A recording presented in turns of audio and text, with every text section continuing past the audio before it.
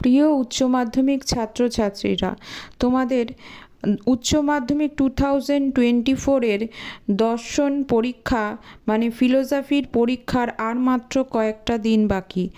এই সময় পরীক্ষার শেষ মুহূর্তে সাজেশান নিয়ে আমি উপস্থিত হয়েছি আমার এই ভিডিওতে। আমি এই কয়েকটা মাত্র কোশ্চেন এই সাজেশানে রাখছি। এই কটা কোশ্চেন ভালো করে গেলে আশা করছি তোমরা পরীক্ষায় আসা সব কয়টি কোশ্চেনই লিখে আসতে পারবে। ভালো করে আমার এই ভিডিওটা ফলো করো এবং চ্যানেলটাকে সাবস্ক্রাইব করে দিও। আর ভিডিওটা ভালো লাগলে অবশ্যই লাইক করে দিও, তোমাদের বন্ধুদের সঙ্গে শেয়ার করে নিও। আমি এখানে প্রথমেই যেই কোশ্চেনটা রাখছি সেটা হচ্ছে, নিরপেক্ষ বচন বলতে কী বোঝো? উদাহরণ সহ নিরপেক্ষ বচন ও সাপেক্ষ বচনের পার্থক্য লেখো। বচন সংযোগের কাজ কী? তারপরে 2 নাম্বার যেই কোশ্চেনটা রাখছি সেটা হচ্ছে, বচন বলতে কী বোঝো?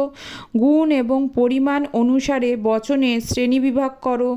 বচন ও বাক্যের মধ্যে পার্থক্য লেখো। 3 নাম্বার, গুণ ও পরিমাণ অনুসারে নিরপেক্ষ বচনের শ্রেণীবিভাগ করো। এরপর আমি রাখছি, বচনের বিরোধিতা বলতে কী বোঝো? বচনের বিরোধিতার শর্তগুলি কী কী? তারপর এই কোশ্চেনটা সেটা হচ্ছে, বিরোধিতা কাকে বলে? বচনের বিরুদ্ধে বিরোধিতার এবং বিপরীত বিরোধিতার মধ্যে পার্থক্য লেখো। এরপর অমাধ্যম অনুমান কী? দৃষ্টান্ত সহকারী মাধ্যম এবং অমাধ্যম অনুমানের পার্থক্য লেখো। নিষেধমূলক আবর্তন কী? এই আবর্তন কি বৈধ? এর পরের কোশ্চেনটা রাখছি, আবর্তন কাকে বলে? আবর্তনের নিয়মগুলি উদাহরণসহ উল্লেখ করো। তারপর রাখছি, এটা খুব ইম্পর্টেন্ট কোশ্চেন, আবর্তন। তারপর রাখছি, এ বচনের সরল আবর্তন সম্ভব নয় কেন? কোন ক্ষেত্রে এ বচনের সরল আবর্তন সম্ভব, ও বচনের আবর্তন সম্ভব নয় কেন? তারপর রাখছি, বস্তুগত বিবর্তন বলতে কী বোঝো? বস্তুগত বিবর্তনকে কি প্রকৃত বিবর্তন বলা চলে? আলোচনা করো। নিরপেক্ষ ন্যায়, এর মধ্যে টিকাগুলো যেগুলো বলছি সেগুলো ভালো করে যাবে। অবৈধ পক্ষ দোষ, অবৈধ সাধ্য দোষ।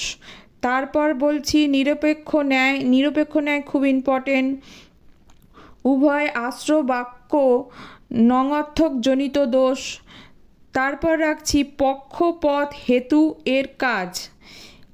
মিলের পরীক্ষামূলক পদ্ধতির মধ্যে রাখছি, উদাহরণসহ মিলের ব্যতিকের পদ্ধতিটি ব্যাখ্যা করো। তারপর বলছি সেটা ভালো করে মিলের সহ পরিবর্তন পদ্ধতি আলোচনা করো। মিলের অন্যায় ব্যতিকী পদ্ধতিটি আলোচনা করো। আরোহণ দোষ থেকে যেই টিকাগুলো বলে দিচ্ছি সেটা অতি অবশ্যই করে যাবে। বহুকরণবাদ, কাকতলীয় দোষ, নঙর্থক দৃষ্টান্ত, অপর্যবেক্ষণ দোষ,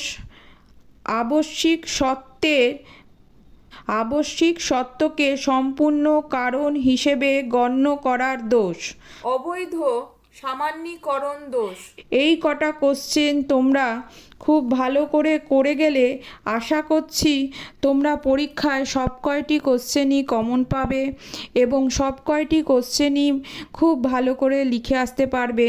তোমরা যদি এই ভিডিওটা ফলো করো এবং কোশ্চেনগুলি পড়ে যাও, আর আমার এই ভিডিওটাকে তোমাদের বন্ধুদের সঙ্গেও শেয়ার করে দিও। ভালো লাগলে অবশ্যই লাইক করে দিও ও সাবস্ক্রাইব করে রেখো, নোটিফিকেশানটা অন রেখো। আমি তোমাদের অন্যান্য সাবজেক্টের ভিডিও নিয়ে আবার আসবো। Thank you and best of luck for your exam.